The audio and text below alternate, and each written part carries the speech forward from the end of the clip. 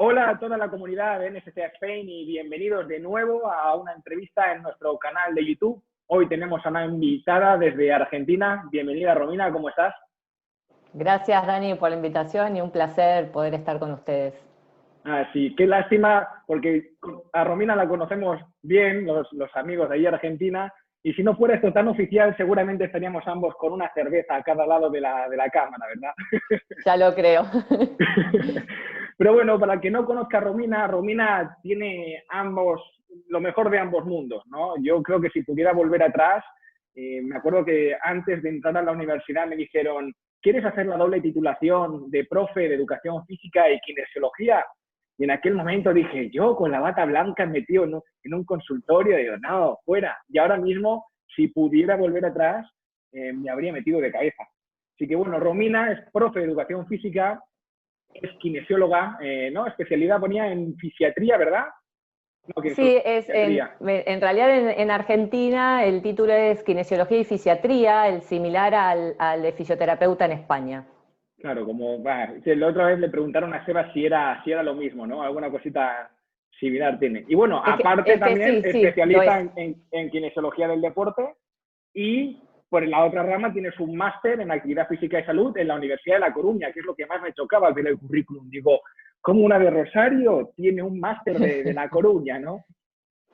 Así es, así es. Pasa que, bueno, acá en Argentina, en esa época cuando yo lo realicé, no había historias de maestrías en el campo de la actividad física y la salud y por eso hice el mío allí. Muy bien. Y fíjate, yo estuve en Coruña 3 meses al principio de año y, bueno, no sé si tuviste oportunidad de llegar a viajar o fue todo a distancia, pero bueno, es una ciudad muy bonita. Estuve un poco más de un mes allí. Pues bueno, espero que te pillara buen clima, por ahí llueve mucho. No, sí, fue fatal el clima, la verdad, pero la ciudad es bellísima. Y bueno, hoy tenemos aquí a Romina, porque Romina también es la kinesióloga del equipo argentino de atletismo y del Comité Olímpico Argentino, y quería que nos hablara un poco de su experiencia profesional, pues bueno, en el periodo de las Olimpiadas, ¿no? Pero bueno, antes de meternos de lleno en todo eso, quería preguntarte cómo llegaste a ese trabajo, ¿no? Porque sé que hay mucha gente que estudia, se prepara y quiere entrenar deportistas y al final la realidad es que el 95% de nosotros nos dedicamos al ámbito de la salud y del fitness porque es donde está el grueso de la gente, pero un poco cómo llega ese pequeño grupo de profesionales a la élite, aunque sea en Argentina es élite porque llegan los mejores allá arriba, ¿no? ¿Cómo fue tu recorrido para llegar hasta ahí?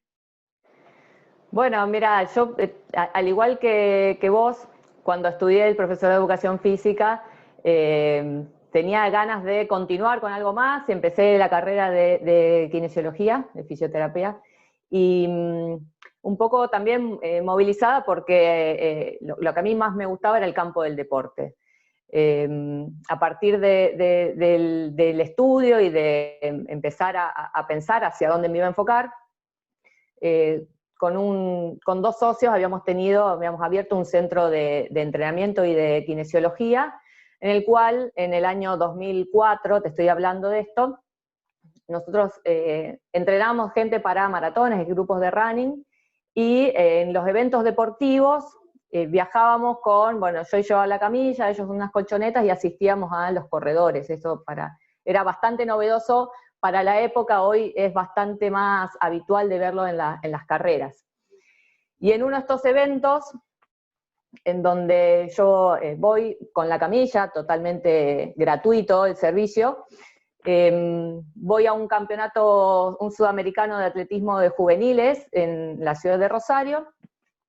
El fisio del equipo argentino en su momento tenía 60 deportistas y me dice, flaca, vení a darme una mano porque yo no voy a poder dar abasto.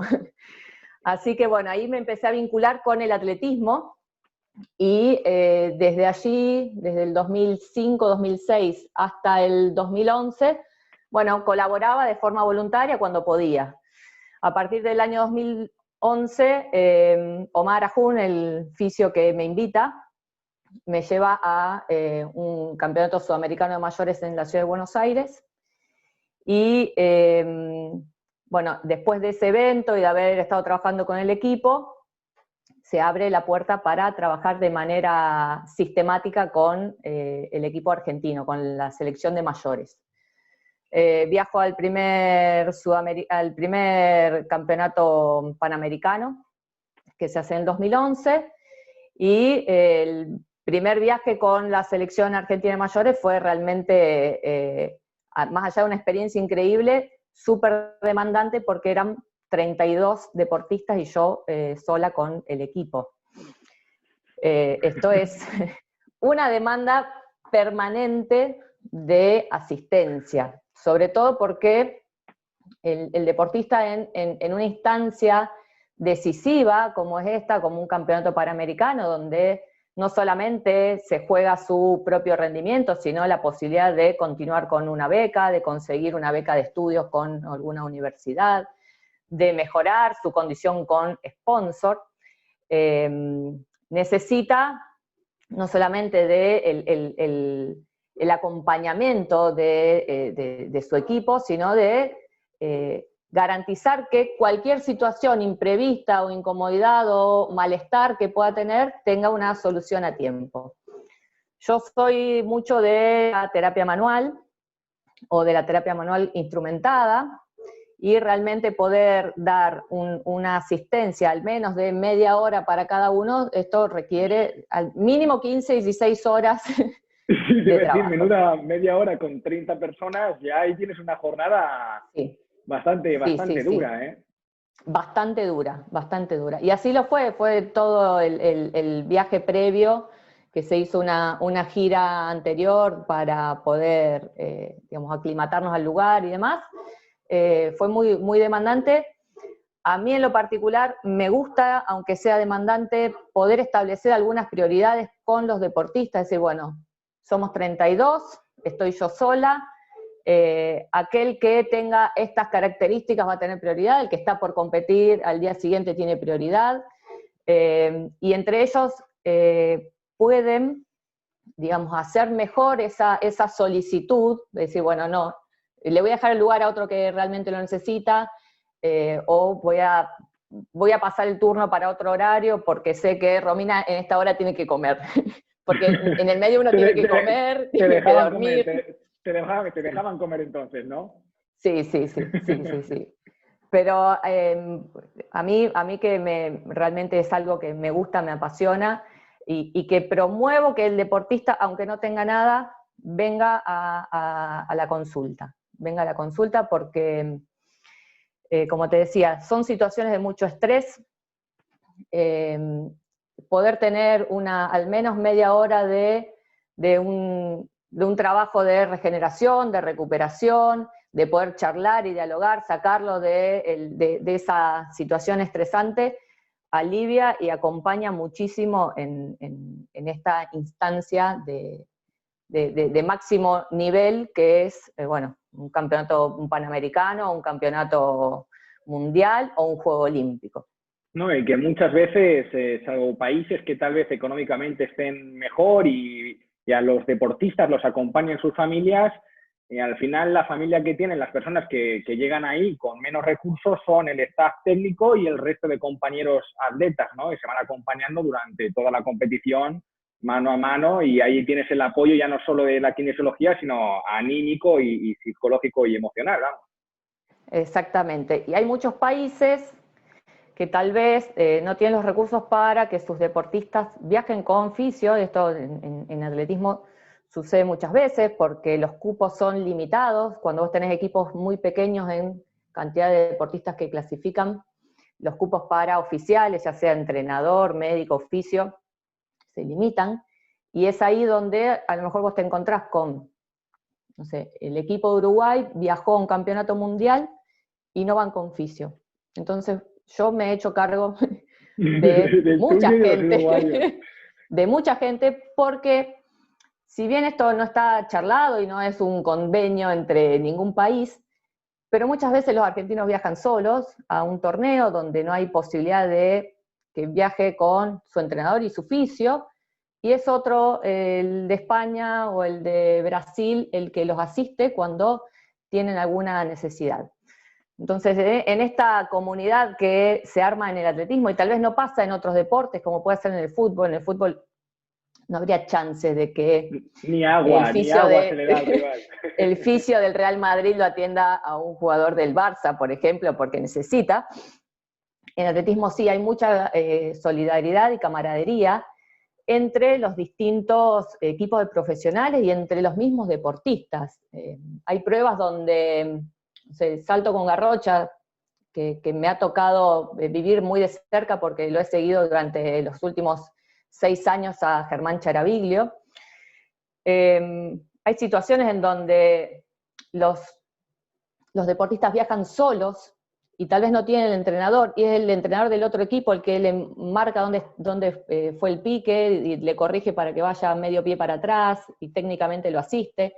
E incluso entre los mismos deportistas se corrigen durante la prueba para que realmente gane el mejor, o sea, para apoyar y acompañar a que si es tu día puedas dar lo mejor. Y nunca hay digamos, situaciones de que quiero que el otro pierda y le voy a decir mal.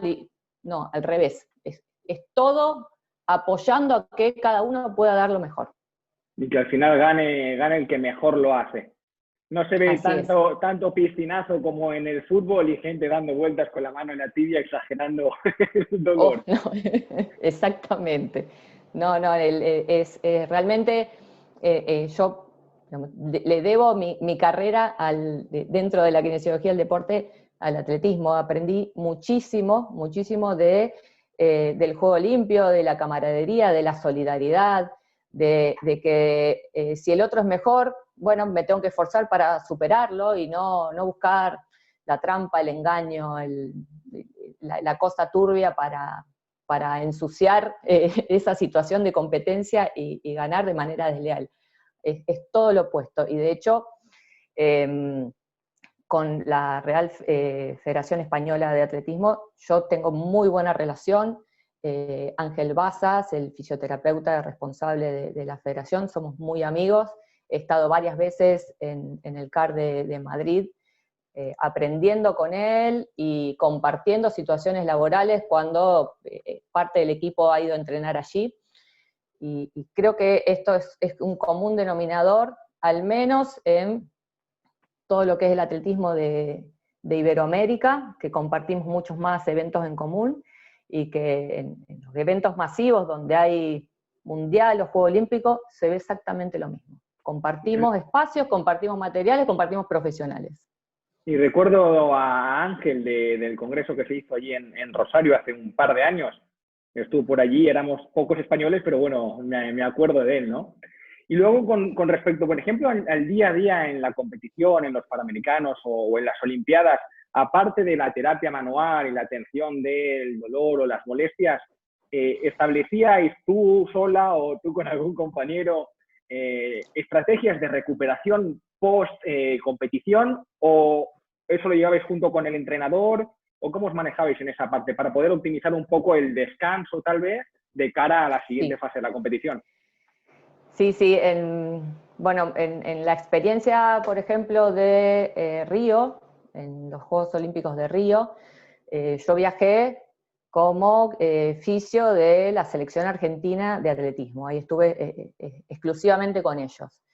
En esa oportunidad, nosotros, bueno, en muchos escenarios deportivos, en la pista, había lugares que ya estaban preparados con piletas para hacer inmersión en frío, lo cual era muy bueno porque el espacio que nosotros teníamos en la villa para atender era una cocina dentro de un departamento donde yo tenía la camilla y algunos equipos de fisioterapia que eran más de recuperación que de tratamiento. Ya cuando hay tratamiento en poco tiempo es difícil poder salir de una situación tal.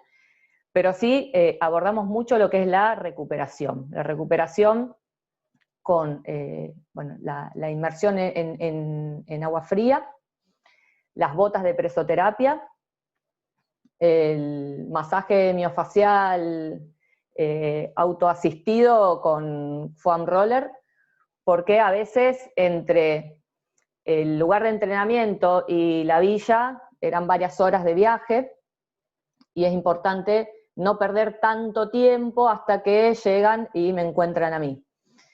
O al revés, o yo iba a una competencia y los que quedaban en la villa no tenían, digamos, esa asistencia, entonces se quedan con una tarea para realizar. Claro, es que esa parte de logística la mencionan poco, porque muchas veces cuando agarramos los libros o los artículos científicos y empezamos a ver los protocolos de recuperación, parece que todo es idílico, ¿no? Primero haz esto, luego haz esto, esta temperatura, estos minutos, tal, y luego resulta que entre la pista y las instalaciones tienes 2 horas de coche. Tal cual. Entonces, ¿teníais algún tipo de sistema o de protocolo que, bueno, ibas un poco manejando, haciendo malabares en cada contexto, pero por lo menos una guía a seguir en cada caso? Mira, las guías son flexibles, porque estas cosas, como vos decís, no están. O sea, la investigación se da en una situación, en un contexto controlado, de laboratorio, digamos, pero después la realidad te impone otra cosa. Primero, conseguir el hielo es un tema, no hay disponibilidad, y uno no puede salir y decir, me voy a comprar el hielo y lo traigo, porque tal vez todo el mecanismo de seguridad impide que vos entres cosas que no están dentro de la villa. Entonces, eso es una. Segundo, las piletas. Sabemos que la inmersión en posición vertical es mejor que en posición horizontal, pero no puedes viajar con un tacho de 1,5 metros. un barril. Un barril, porque no hay manera de poder trasladarlo, y tal vez comprarlo allá es imposible. Entonces llevas una pileta inflable que al menos da el efecto del frío más que el de la presión hidrostática que uno está buscando, y lo puedes resolver con otras cuestiones. Y otra, la temperatura también, ¿no? Que te dicen que tiene que estar entre tantos grados, pero claro, si tienes 35 deportistas y 4 bolsas de hielo, a partir del 5º o el 6º deportista, eso ya es una sopa en vez de una bañera de hielo. Sí, y es una sopa, y es una cuestión también higiénica, que hay que cambiar el agua, que hay que mantenerla con cloro para evitar cualquier tipo de infección o de contagio. Entonces, hay cosas que pasan a ser poco viables en estos contextos. Después, otra situación, las competencias del atletismo, sobre todo los que eran las semifinales o las finales, eran de noche, ¿no? Por el calor y demás. Las pruebas empezaban a las 6 de la tarde, 5 o 6 de la tarde, y terminaban a las 10 de la noche. Bueno, si a las 10 de la noche terminaste de competir y te tocó control de doping, posiblemente volvías a la villa a las 12 de la noche.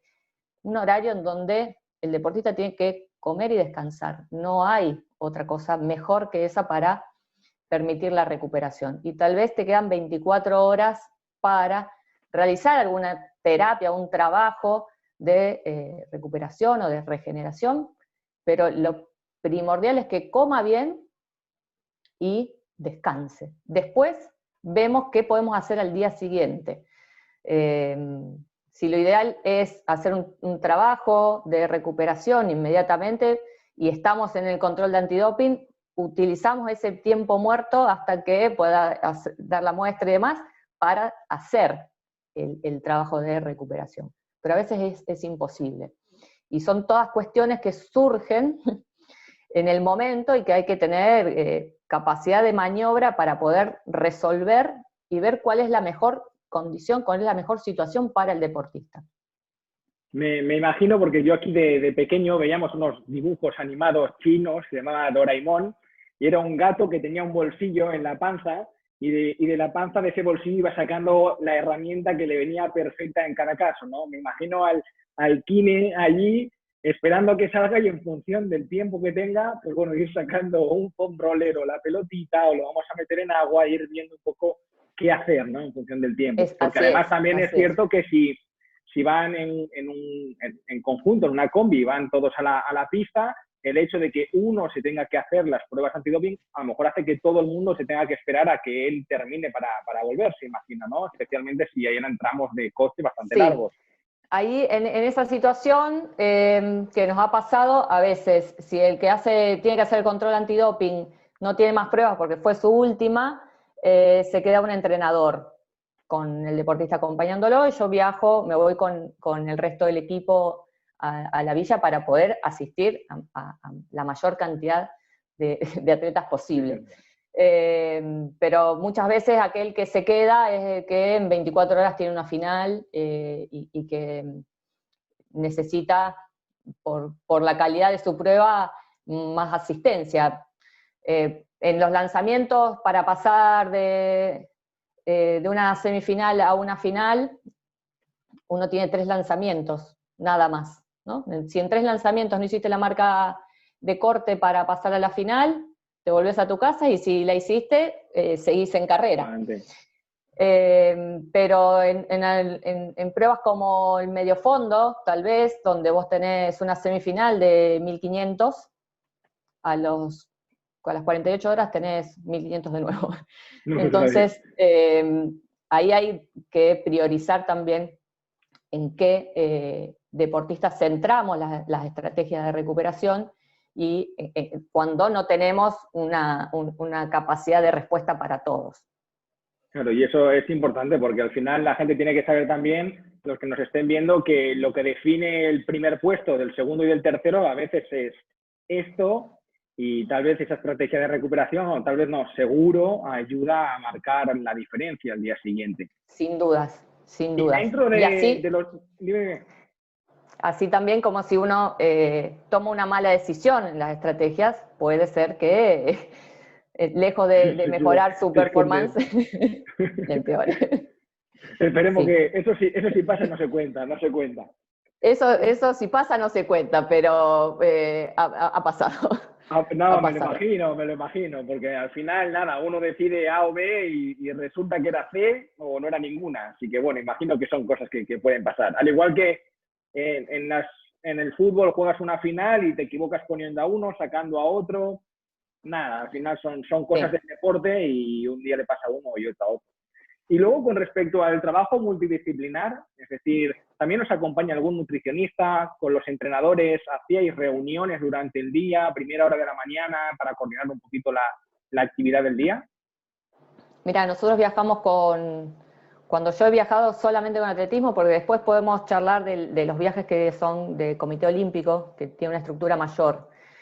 Pero las veces que hemos viajado con atletismo, hemos viajado a lo sumo con el médico, con el doctor Darío Souto, y sí, entre los dos podemos hacer otro tipo de abordajes, porque él además tiene una especialidad en nutrición deportiva, y se intenta que el acompañamiento, aunque no esté presencial ese profesional, lo podamos hacer de manera virtual.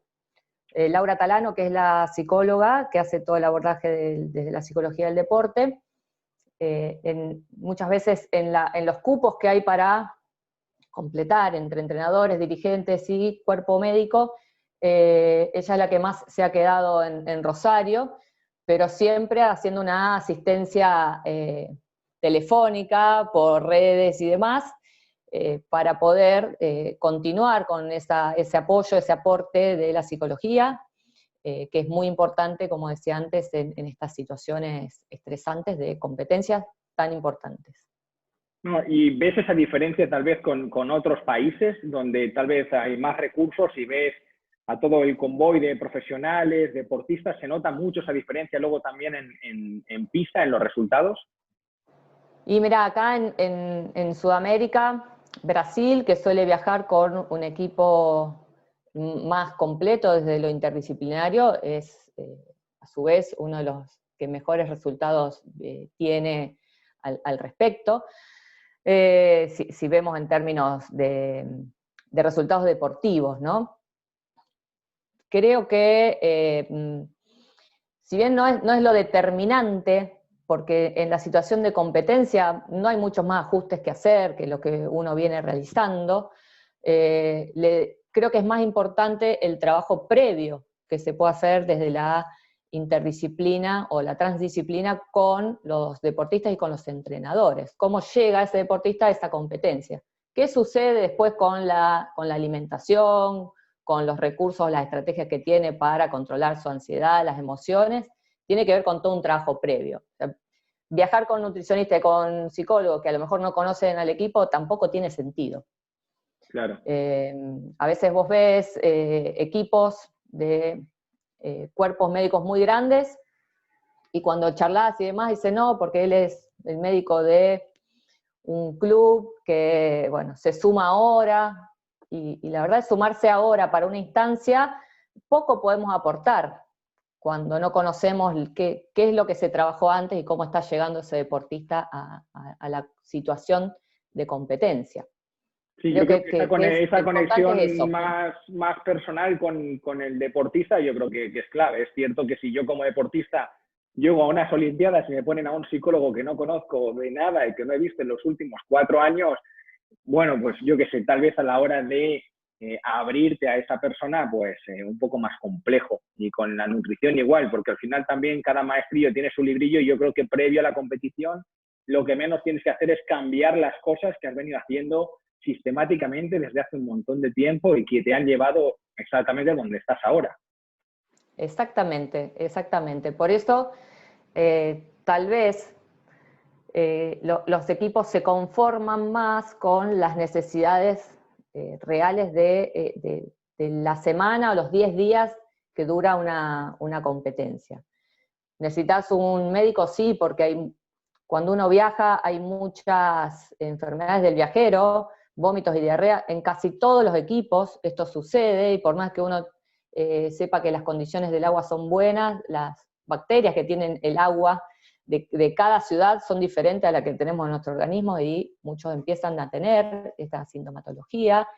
Lo mismo los alimentos, y aunque uno tome agua envasada, el alimento se lava con agua de la canilla, y si son verduras crudas o alimentos crudos también. Entonces hay muchas cuestiones que el médico tiene que estar para esas situaciones que sucedan de salud en el momento, y poder dar una respuesta inmediata para que esté ese deportista en condiciones de competir. Y el fisio creo que tiene un rol fundamental. Hoy no creo que haya deportista que no tenga un fisio a mano, porque la verdad que tanto el entrenador como el fisio es, digamos, el núcleo central de la carrera deportiva de todos los deportistas de élite. Sí, además, yo creo que es lo que ha hecho que evolucione tanto el deportista como el deporte en sí. Por eso ahora tenemos deportistas que alcanzan, o que se retiran con más edad, y encima se retiran con más edad estando físicamente bien. Que, no sé, ahora te pongo el ejemplo de Cristiano, porque es el tío tal vez más remarcable en cuanto a nivel físico, con 35 años, y yo creo que si se retira es porque estará ya aburrido de jugar, porque podría seguir jugando sin ningún problema, ¿no?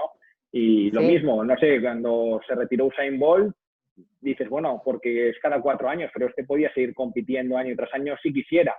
Pero imagino que, llega un momento en que son esas décimas las que te separan del podio, y dicen, bueno, para no estar en el podio me bajo del carro y ya está.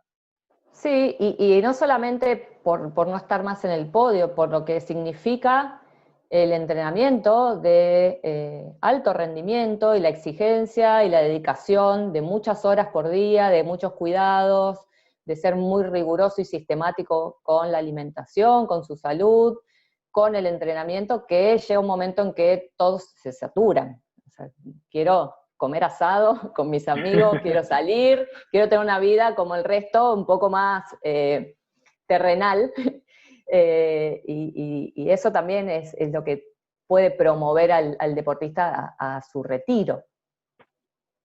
Y en toda tu experiencia en las diferentes competiciones que te ha tocado vivir y trabajar, ¿alguna anécdota remarcable que quieras compartirnos?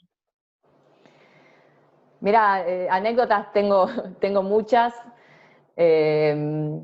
Hay una anécdota muy interesante que nos pasó con Germán Charaviglio, que fuimos a competir a la Diamond League en Rabat, en Marruecos, y quedamos varados en uno de los aeropuertos porque la compañía aérea no quiso cargar las garrochas. Las pértigas, van en un tubo de un poco más de 5 metros de largo, y no todas las compañías las cargan, y bueno, nos quedamos en el aeropuerto, y viene un oficial y nos dice que nos teníamos que retirar porque iba a cerrar el aeropuerto, y nos quedamos en la calle con las pértigas, bueno, llamando a embajada, que nos atendieron, la verdad, la embajada argentina, nos mandan como a las horas una persona que nos venía a buscar y nos iba a llevar a otro aeropuerto, a Casablanca, que quedaba como varias horas de allí.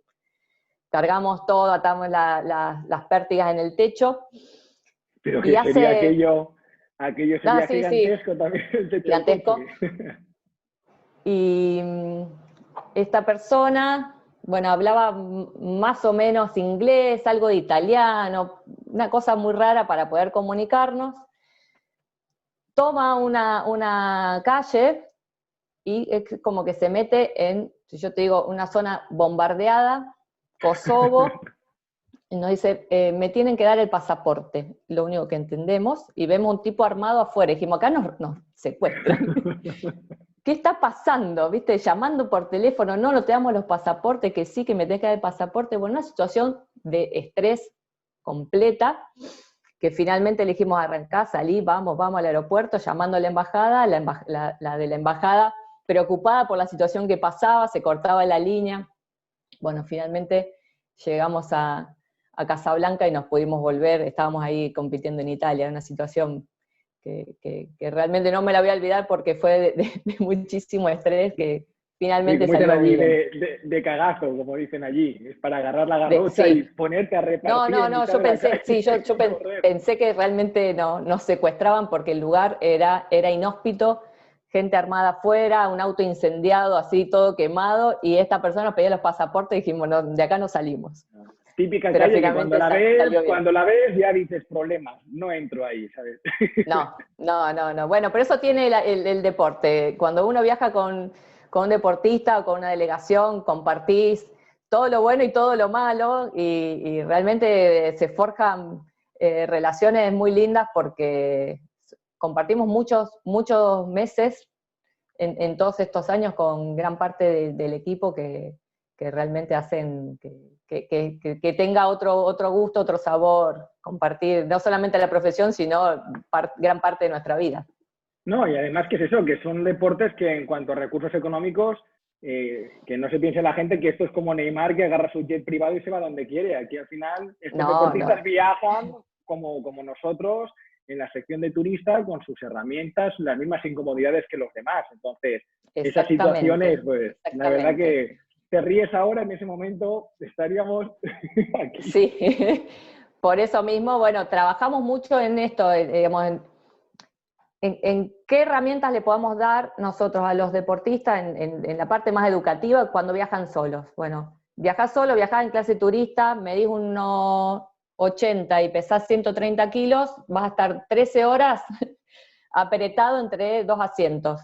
Bueno, desde el uso de las medias de compresión, de que caminen, que se hidraten, que descansen, que duerman durante el vuelo. Bueno, hay muchas cosas que trabajamos para que sea parte de una herramienta que ellos puedan contar cuando no tienen la asistencia de la fisioterapia. Y ahora hay que sumarle la protección contra el virus. Y ahora hay que sumar la protección contra el virus, las medidas de distanciamiento, el uso del barbijo. Va a ser, digamos, muchas más muy complicado, va a ser muy complicado. Va a ser muy complicado. Bueno, pero en Europa están compitiendo y nosotros de acá lo vemos con mucha envidia, porque lo vemos como muy lejos. Es difícil también en esta situación de aislamiento, donde si bien muchos de los deportistas del equipo argentino y de los que estaban en condiciones de viajar a Tokio tienen permisos para entrenar, y esto la verdad que es muy bueno, ver que todo el resto del mundo está compitiendo y uno no, es difícil para procesar. Sí, te van sacando cierta ventaja, y aquí en España también salió la noticia porque, claro, estaba todo el mundo confinado y algunos deportistas con su pase entrenando, pero claro, la gente que te veía desde el balcón no sabía que tú eras un deportista de élite con un pase para entrenar. Así que tenían que aguantar insultos, tenían que aguantar que les parara la policía cada 2 por 3 a pedirles la documentación. Entonces, al final, uno dice, estos entrenamientos, bien, pero bueno, volvamos a la normalidad lo más pronto posible, porque si no, al final, la distancia con los rivales, pues obviamente se va a notar, ¿no? Así es, así es. Bueno, y para Bien. ir cerrando con la entrevista, siempre le pregunto a mis invitados e invitadas un par de cuestiones, ¿no? La primera es, o más que cuestiones, consejos. ¿Qué le aconsejarías a ese futuro licenciado en kinesiología o el futuro licenciado en educación física que quiere llegar hasta donde has llegado tú? Porque para mí es una carrera súper exitosa, por lo menos para mí, ¿vale? ¿Qué le aconsejarías? Es decir, ¿va a enfrentarse al mundo laboral? ¿Le recomendarías mucho estudio, trabajo? No sé, un poco, ¿qué consejos te gustaría que te hubieran dado a ti? Mira, me parece que la vocación es lo que es el principal motor, es el fuego interno que uno tiene para decir, esto lo hago, me paguen, no me paguen, hace frío, hace calor, no tengo dónde, dónde ubicar mis cosas. La vocación es lo que a nosotros nos va a mover internamente para alcanzar aquello que queremos hacer. Lo otro es formarse, estar actualizado y tener capacidad para que aquello que uno lee en la teoría lo pueda llevar a la práctica en el contexto real de las situaciones, ¿no?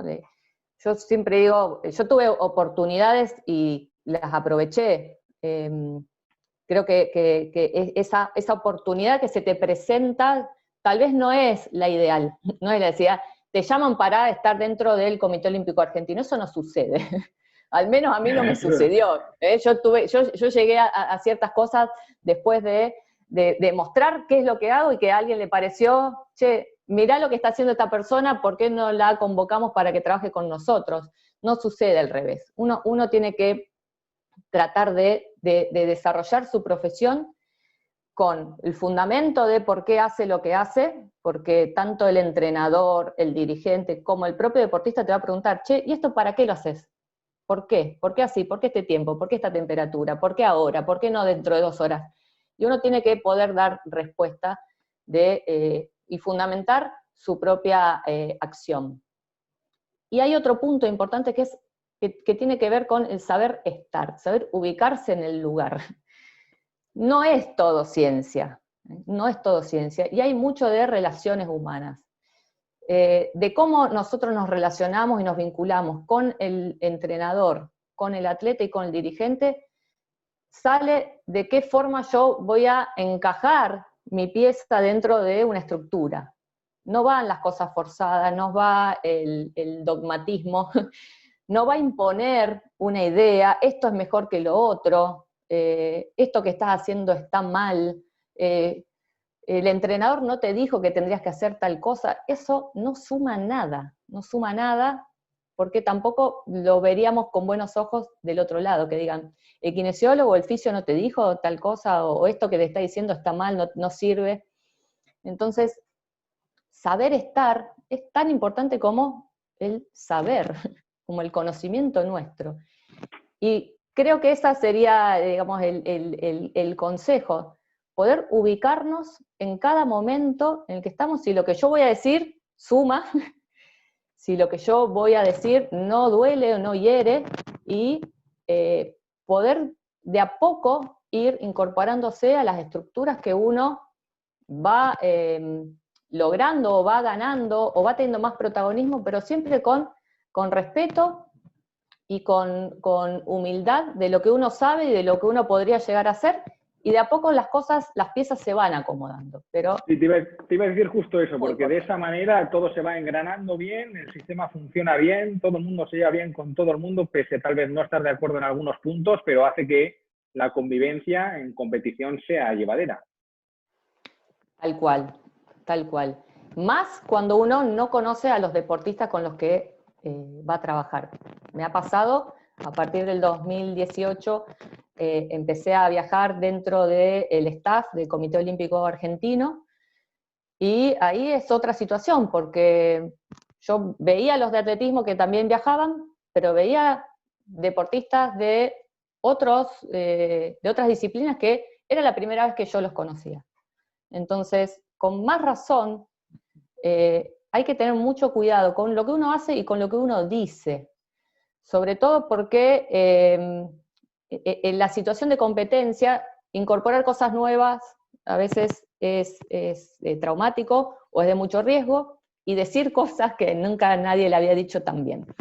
Entonces, conviene dirigirse al entrenador, mirá, vi, encontré, me parece que tal y cual cosa, y con el deportista tener mucho, mucho respeto. A mí un deportista que me dice, ¿me podés ver porque no me siento bien o me parece que tengo una contractura? Es alguien que te está confiando en lo más importante que tiene, que es su cuerpo. Y aunque no tenga nada, por algo viene a pedirte que ayudes, que colabores con esa situación. Pero reforzar esto, mirá, tenés un dolor acá, la contractura, eso, dejarlo para uno, y de última hablarlo con el entrenador, mirá, está de esta manera, tal o cual, pero no, digamos, profundizar el problema, sino al revés, tratar de dar una solución a alguien que vos no conocés y que tampoco te conoce. Súper importante esa parte de comunicación. Y luego lo segundo que te voy a pedir, porque hablabas de formarse, de actualizarse, entonces, ¿dónde buscamos información o qué libros nos recomiendas? Podcasts, cursos, diplomaturas, lo que sea que nos pueda servir a los demás, pues bueno, para continuar con nuestra formación. Bueno, el campo de la fisioterapia y la readaptación es muy amplio. Yo he buscado muchas cosas allí en España. Estamos tratando de, aquí en Argentina también, desarrollar distintas formaciones de diplomaturas en neurociencias del deporte, en readaptación y prevención de lesiones, que son áreas de muchísimo interés en la Universidad de Gran Rosario, donde yo estoy como decana. Creo que hay que poder aprovechar mucho al profesional que ya tiene una trayectoria, porque el proceso de esa información te lo puede bajar a la necesidad del llano, del terreno real y concreto. Entonces buscar un mix entre lo que es la lectura de un paper que salió en el 2020, súper actualizado, a aquella persona que tiene una trayectoria, una carrera, y que además de poder brindarte información validada científicamente, te va a dar ese plus de, mira, si esto lo trabajás de tal forma o de tal manera, el resultado es mejor o es superior, o tal vez esto no tenga tanta aplicación en la práctica, pero sí para un paper o para un dato más crudo. Creo que sí, que en esa mixtura que podemos hacer entre la información más rígida y el tamiz por el que pasa la profesión, podemos sacar más provecho en la formación de todos los profesionales que estamos abocados al deporte. Ay, muchísimas gracias por esa pedazo de info. Además, luego en la descripción del canal todos van a poder ver también bueno, tus redes sociales, ¿vale? Vamos a poner también ahí los enlaces a la UGR para que la gente esté informada, y si luego se te ocurre alguna cosa más que quieras que comparta y ponga ahí, yo la copio, genial, la pego, y así que todo el mundo tenga acceso. Así que bueno, Romy, buenísimo, muchísimas gracias por haber aceptado mi invitación. Tenía muchas ganas de charlar contigo, que nos contaras tu experiencia profesional, porque yo creo que suma mucho que vean que lo mismo, me gusta invitar a gente que está en ambos mundos, en la parte de educación y formación, pero que se mete en la cancha, se llena de barro, trabaja y está con deportistas día a día, ¿no? Que yo creo que esa experiencia y la información que tú nos puedes dar es mucho más valiosa. Así que muchísimas gracias y bueno, te dejo a ti las últimas palabras. No, Dani, y la agradecida soy yo por permitirme este espacio. A mí me encanta hablar de la experiencia, sobre todo porque si a partir de ahí se puede inspirar uno en decir, mirá, qué bueno, yo quiero ir por este lado, para mí ese es el mayor placer. Me gusta también dar clases y es tal vez el ámbito en el que más me muevo, pero en poder visibilizar la experiencia mía y la de los otros profesionales que vos también invitás para estas charlas, hace que uno pueda inspirar o motivar a otro a que continúe con una línea, que pueda promover sus ganas y sus deseos de estar trabajando en ciertos ámbitos del deporte, y que si yo lo pude hacer, lo puede hacer cualquiera. La verdad que a mí, como dije antes, nadie me llamó por teléfono y me dijo, ¿querés estar acá en la cresta de la ola? No, eso no sucede. La ola hay que remarla, surfearla y agarrarse fuerte de la tabla, porque el camino, si bien es duro, para los que nos gusta esto, es lo más apasionante que nos puede haber pasado. Sin duda. Pues bueno, pues Romy, muchas gracias y bueno, seguimos en contacto. Así es, Dani. Gracias a vos. Hasta luego.